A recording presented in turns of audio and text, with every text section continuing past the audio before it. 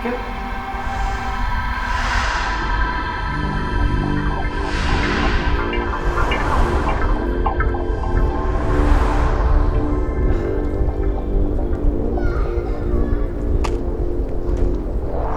Na? Kommt das Taxi nicht? Hä, welches? Ach so, ja, nee, kommt nicht, richtig. Hast du eins angerufen? Hä? Na, ich habe dich von drinnen gesehen, wie du eben auf dein Handy geguckt hast und anscheinend nicht telefoniert hast. Ja, ist keiner rangegangen. Oben ist alles okay? Ja, toll. Geht super. Brauchst du noch was von mir? Soll ich dir irgendwas unterschreiben? Nee, gar nicht. Ich wollte einkaufen gehen und dann sah ich dich hier rumstehen. Ich habe einen Wagen. Soll ich dich mitnehmen? Ich meine, wenn man kein Taxi ruft, dann kommt meistens auch keins. Ja, davon habe ich auch schon gehört. Eine Unart, diese Taxifahrer. Genau. Wo willst du denn hin? Na, nach Berlin. Habe ich doch erzählt. Ja, klar, aber wie? Mit dem Zug oder mit der Bahn oder mit dem Bus? Oder mit dem Flugzeug? Mit dem Flugzeug. Das geht auch? Klar. Wer kann sich das denn leisten? Keine Ahnung. Ja, nee, ich jedenfalls nicht. Mit der Bahn. Ich muss zum Hauptbahnhof. Okay? Dann fahre ich dich. Hm? Komm, mein Wagen steht gleich da.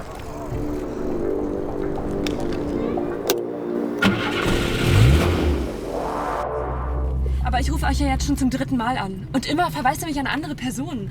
Dabei will ich doch nur das Rohmaterial. Das kann doch nicht so schwer sein. Ja, wenn ihr das nicht rausrücken könnt, dann schickt mir wenigstens eine DVD vom fertigen Film. Festivalauswertung läuft noch. Ich weiß, aber davon habe ich doch nichts. Ich brauche meine Szenen für mein Demoband. Deswegen habe ich doch auch für Lau mitgespielt. Ich habe sogar die Anfahrt selbst bezahlt. Ja.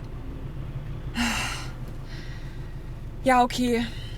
Danke, tschüss. Scheiße. Entschuldigung, Heizung ist kaputt. Ich hasse Hamburg im Winter.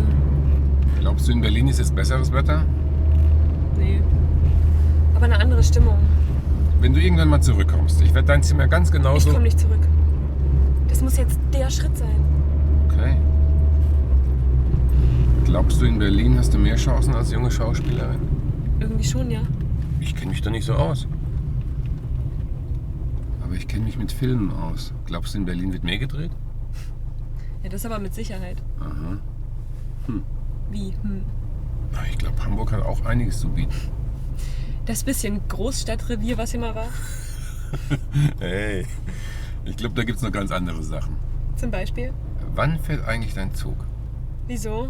Lass dich überraschen. Hast du noch ein bisschen Zeit? Ja, vielen Dank. Jo. Tschö. Du sollst deine Kunden doch nicht immer so bescheißen. Der schrie danach. Er hat sich 3 Michael Bay-Filme ausgeliehen. Wer ist denn Michael Bay? Nicht so wichtig. Und warum erzählst du den Kunden nicht, dass man sich hier bald gar nichts mehr ausleihen kann? Wieso? Wie kommst du denn darauf? Naja, alles geht mal zu Ende. Kinos gibt's bald nicht mehr. Videotheken gibt's bald auch nicht mehr.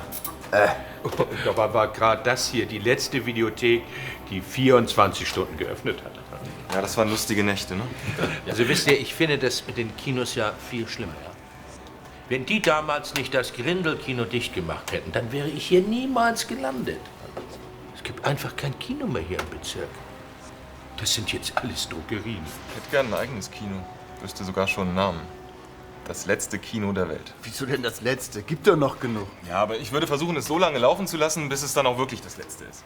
Oder es würde Filmfest Eimsbüttel heißen. Jeden Tag ein Festivalfilm und mit 365 Tagen wäre es das längste Filmfest der Welt. Na, dann Prost. Prostata. Guck mal. Siehst du diesen Eingang? Ja. Das war früher mal das Finanzamt von diesem Bezirk. Und? Ja, der Eingang. Das ist der Eingang vom Rathaus von Köpenick. Da ist früher Heinz Rühmann mal durchgegangen. Oh, das ist ja mal ein echter Klassiker. Ja. Aus dem 3. Programm? Naja, aber ich würde sagen, dass das nur eine Notlösung war, ne? Weil Köpenick zu jener Zeit ja nicht wirklich zur Verfügung stand. Wow. Eine Schauspielerin mit Filmwissen. Ja, ich weiß, gibt's nicht so oft. Aber woher weißt du sowas? Ich denke, du bist in der Werbung. Stimmt. Eigentlich bin ich Grafiker von der Wegwerfzeitung. Ein Freund von mir, der ist Taxifahrer. Und weil dem seine Touren immer so langweilig waren, hat er was ganz Besonderes angeboten. Und zwar Stadtrundfahrten zu berühmten Drehorten. Wie lang ging die Tour denn? Du, ich glaube, der hat ziemlich großen Erfolg gehabt. Ich meine, so dicke Touris aus München, die mögen ja die Reeperbahn. Und wenn du denen einfach nur von Hans Albers erzählst, ne, da sehen die den direkt vor dir.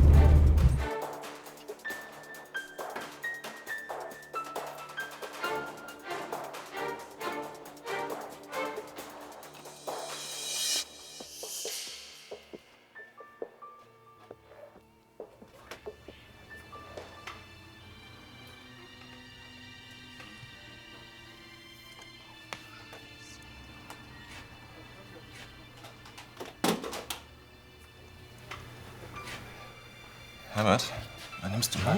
Ich muss ganz schnell aufs Klo. Ich weiß doch gar nicht, wie das geht. Alter, du guckst schon seit Jahren alles mit Drehs und leist dir jeden Tag einen Film aus. Du weißt, wie das geht. Das ist hier noch fertig. Du sollst die Kasse machen. Entschuldigung, mein Kollege.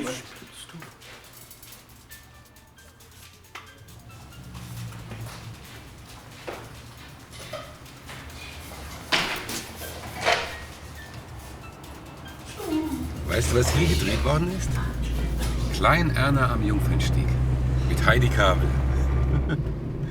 Okay, ich weiß, es sind alles ziemlich alte Schinken. Aber ich zeig dir jetzt noch was ganz Aktuelles. Gleich um die Ecke. Kurz vom Bahnhof. Guck mal hier, von diesem Parkhaus sprang ein Auto direkt hier in die Filiale von der Mietwagenfirma.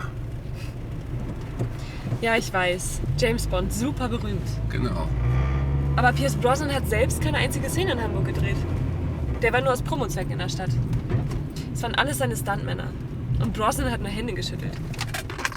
Na, nicht geschüttelt, oder? Eher gerührt. Und außerdem war die Szene nicht am Atlantik Hotel? Was? Ach Quatsch. Echt? Keine Ahnung. Lass mich noch einen Versuch machen. Hm? Mann, die Stadt hat so viel zu bieten und außerdem, deine Bahn fährt doch stündlich. Und im Übrigen, ich meine, ich krieg dein Zimmer. Für einen Spottpreis. Du hast was gut bei mir. Du willst nur sicher gehen, dass ich nicht doch zurückkomme. Was? Hey, genau. Na gut. Dann versuch noch mal alles. Ich meine, ich will mir ja auch sicher sein. Okay.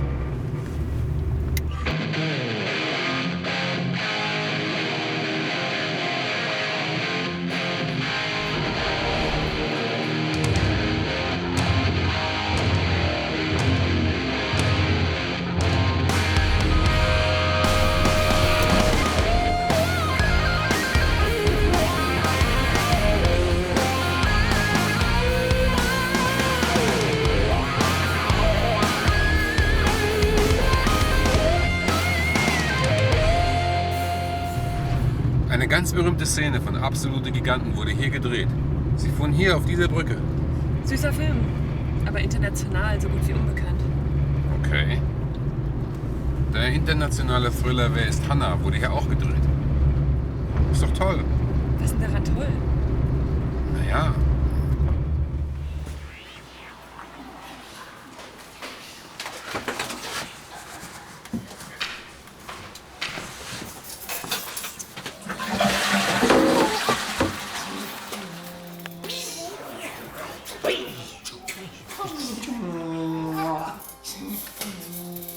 Leute, man kann euch doch wirklich 3 Minuten alleine lassen. Schnell Spielverderber. Wegen des Teils teuer. Ich kenne sie doch irgendwo her, oder? Ja, weiß ich auch nicht. Jetzt ist mir so jetzt Keine total Ahnung, vertrautes ich glaub- Gesicht, aber ja, Nee, weiß auch ich nicht. glaub- Also der, ja? Fatih Akin. Hier steht die berühmte Soul Kitchen Halle. Heute ist es eine angesagte Location für alternative Events. Die andauernd abgerissen werden soll. So geht Hamburg mit seiner Kultur um. In Hamburg wurde die Serie Tadellöser und Wolf gedreht. Wollen wir dahin fahren? Nee, das kenne ich sowieso nicht. Was hast du denn sonst noch?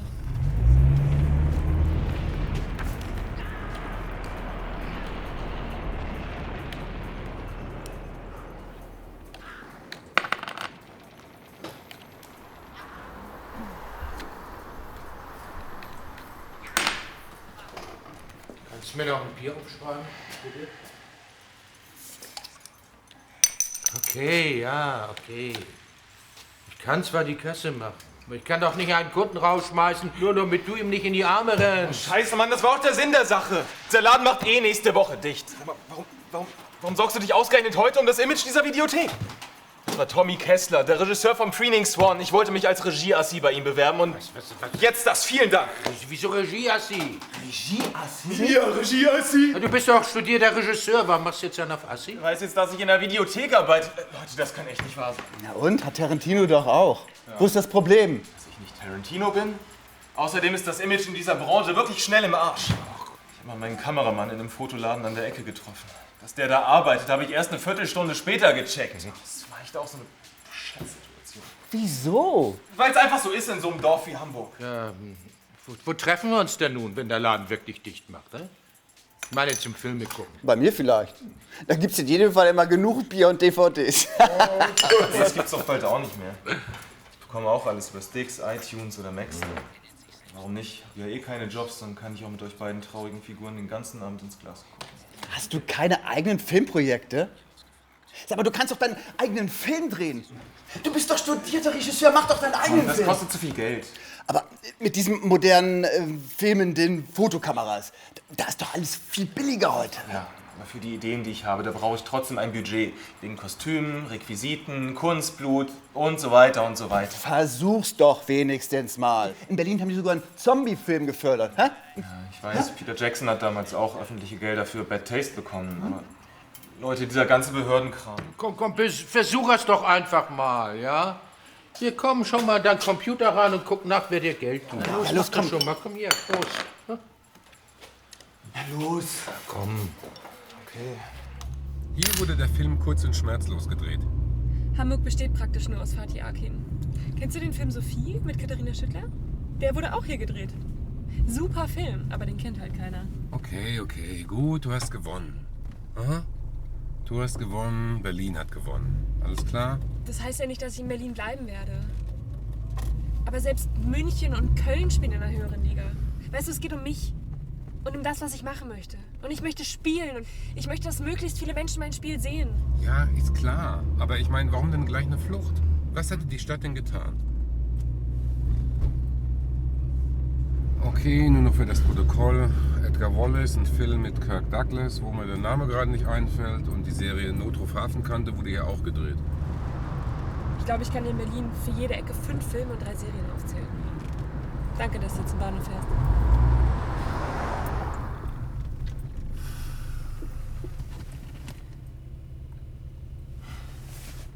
Glaubst du, ich bin eine gute Schauspielerin? Ich weiß nicht. Ich habe noch keinen Film von ihr gesehen. Ja, aber das, was du jetzt in der letzten Stunde von mir erlebt hast. Ich meine, man spielt ja in den Filmen immer irgendwie ein Stück von sich selbst. Und du weißt jetzt, wie ich denke, wie ich rede. Ja, aber warum willst du das ausgerechnet von mir wissen? Ich glaube, dass du es einschätzen kannst. Ja, aber ich muss erst einen Film von dir sehen. Es ist nur... Ich habe jetzt so viel über diese Stadt gemeckert. Dabei weiß ich gar nicht, ob es wirklich daran liegt. Vielleicht liegt es auch an mir. Und ich bin einfach nicht gut genug. Andererseits, ich kenne sehr viele sehr gute Schauspieler, die auch nicht wissen, wie sie ihre monatliche Miete bezahlen sollen. Aber ich will nicht so ein Lebenskünstler werden. Ich will davon leben können. Glaubst du, ich schaffe das? Wenn du wirklich mit gutem Gewissen abgeschlossen hast, dann schaffst du auch einen neuen Anfang. Aber die Frage ist, hast du wirklich abgeschlossen mit dieser Stadt? Ich habe jetzt hier eine Spalte mit Selbstbedienung. Selbstbeteiligung. Selbstbeteiligung, klar. Aber was heißt denn das? Da muss ich eintragen, wie viel Eigenkapital ich in das Projekt mit einbringen kann. Was? Du musst eigenes Geld mitbringen? Ich denke, die geben dir Geld. Also ich habe das auch noch nicht ganz verstanden. Die schenken dir Geld? Nee, die leihen mir das Geld zinslos und erfolgsbedingt eben. Ja, und wie viel Geld musst du mitbringen? Ja, mindestens die Hälfte. Außer ich bin kulturell absolut hochtrabend. Und woher nimmst du so viel Geld? Ich glaube nicht mal du schaffst es, den Michael Bay-Fans hier vom Kiez so viel Geld aus dem Kreuz zu leiern. Lassen Sie das Team auf Rückstellung arbeiten. Die rückgestellten Gagen tragen Sie in Ihr Eigenkapital ein. Und schon haben Sie die Summe zusammen, die Sie einbringen müssen. Das klingt ja einfach. Ist es auch. Lassen Sie alle umsonst arbeiten und dann müssen Sie keinen Pfennig mitbringen. Ja, ich weiß. Hatte ich sowieso vor. Woher wissen Sie denn sowas? Das weiß man eben. Was ist denn das für ein System? Du kannst erst einen Film drehen, Wenn alle anderen daran kein Geld verdienen? Hallo? Es kann ja sein, dass wir mit den Filmen doch ein bisschen Geld verdienen. Ach, wollen Sie die noch ans Fernsehen verkaufen? Nee, nicht wirklich. Dann gibt's keine Sendeplätze mehr. Dass die Filme im Kino laufen. Mit DVDs verdient sie heute auch nichts mehr. Wie wir ja hier sehen. Ne? Aber wie verdient man denn jetzt heute Geld mit Filmen?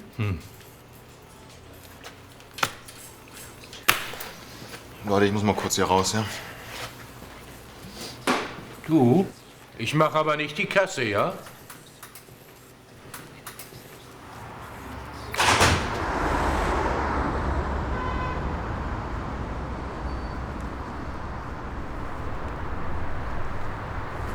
Heute nichts los? Doch, aber ich mach gerade eine Raucherpause.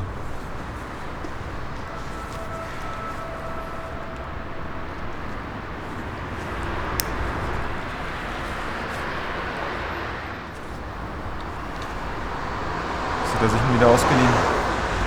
Crank, Meet the Fever, Entropie, das Leben ist keine Autobahn und 2 Pornos. Das müsste dein Computer da drin ja auch wissen. Ja, klar. Ich wollte eigentlich nur wissen, ob er immer noch... Alle Filme diese Welt sehen will, bevor er abkratzt. Er sitzt nur noch da und guckt einen Film nach dem anderen, egal ob gut oder schlecht. Ich glaube, vom Inhalt kriegt er gar nichts mehr mit. Eigentlich ist er schon tot.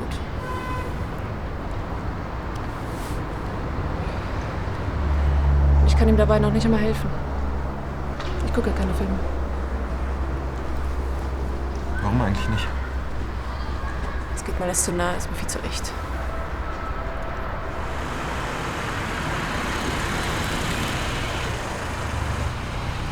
Ey! Melinda! Süße, alles okay? Was machst du denn hier? Weißt du, dass ich hier arbeite? Ganz ehrlich, dass du keine Filme drehst, war mir doch schon lange klar. Von wegen Location Scouting, Casting, Pre-Production. Ich wollte schon immer mal dein Büro sehen.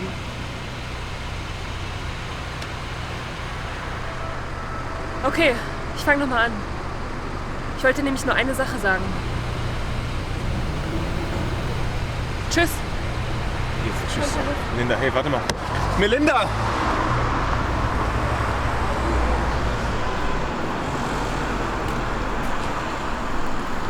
Wie war das denn? Meine Freundin? Ex-Freundin.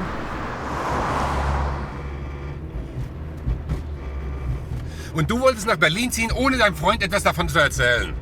Ja, und du hast schon geahnt? Na klar, männliche Intuition. Und dann wolltest du ihm in Berlin eine SMS schicken oder was? Ich weiß nicht. Ich weiß nicht, was ich wollte. Ich wollte einfach nur weg. Und das will ich immer noch. Und warum bist du jetzt so emotional? Das müsste ich doch eigentlich sein. Ja, das müsstest du sein. Mann. Alles klar? Sag mal, hast du dich nicht gefragt, warum ich ein WG-Zimmer haben will? Ich meine, guck mal, ein Typ in meinem Alter, mit dem Job, ein WG-Zimmer. Hab ich nicht drüber nachgedacht. Ja.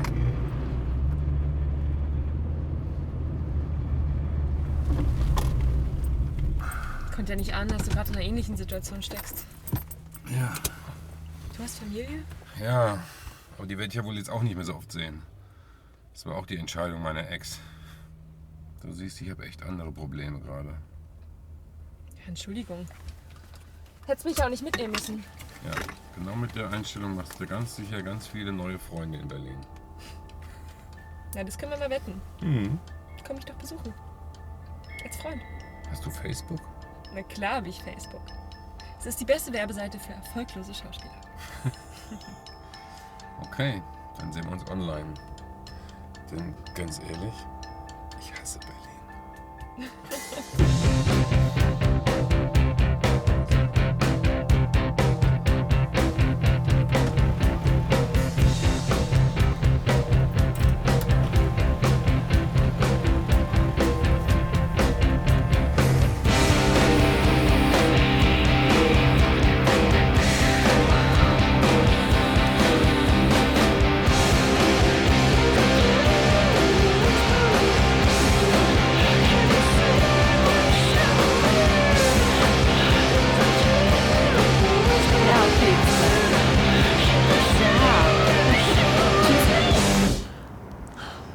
wieder da? Ja, sie steht vor unserer Tür.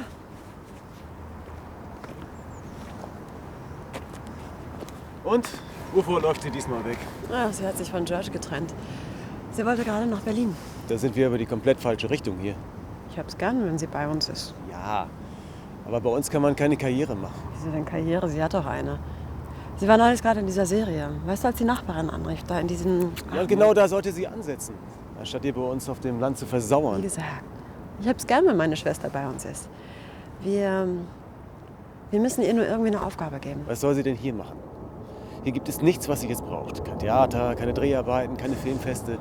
Du bringst mich auf eine Idee. Was? Es gibt hier keine Filmfeste, das stimmt. Aber wieso denn eigentlich nicht? Ja, weil es hier, wie gesagt, überhaupt nichts gibt. Ja, aber guck mal, hätten wir hier ein Filmfest, dann würde unsere kleine Gemeinde garantiert auf die Landkarte. Genau. Ich sehe hier schon die Limos der Stars auf unseren Straßen. Wer soll das bezahlen? Gott, das weiß ich noch nicht, aber da findet sich schon was. Los, lass uns los. Ich muss dir das unbedingt erzählen, ja? Warum sind wir hier eigentlich stehen geblieben? Oh. Ich glaube, wir haben uns gestritten, ne? Also ich habe geschrien, du hast gebremst, dann bin ich ausgestiegen und du wolltest mir gerade hinterher? Ach ja, stimmt. Warum eigentlich? Weil wir doch nicht so ein Traumpaar sind, wie Melinda immer meint. Na gut, das kann natürlich sein. Na gut, dann war's das, ne? Hey! Immerhin haben wir jetzt durch Melinda unseren Streit vergessen.